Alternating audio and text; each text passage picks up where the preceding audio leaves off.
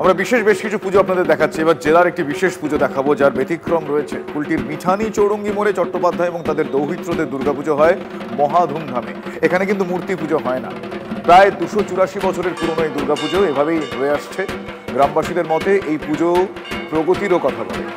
পরিবার সূত্রে জানা যাচ্ছে যে 1008 বঙ্গাব্দে পুরুলিয়ার কাশীপুরের রাজা প্রথম গাড়ু নারায়ণের নেতৃত্বে তার রাজত্বে 15টি মৌজার মনসবদারি করতে কাটোয়ার শিবলুন গ্রাম থেকে আনা হয় এই পরিবারের প্রথম পুরুষ নীলাম্বর চট্টোপাধ্যায়।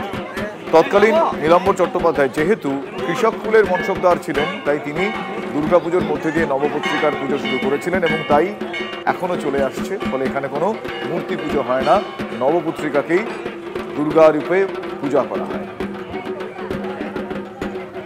1008 বঙ্গাব্দে এখানে যিনি প্রথম পুরুষ ছিলেন তিনি কৃষক সমাজের মনসবদার হয়ে 15টি মৌজা কাশীপুর রাজার কাছ থেকে এনেছিলেন এবং তারপরে থেকেই এখানে পুজো হয়ে আসছে।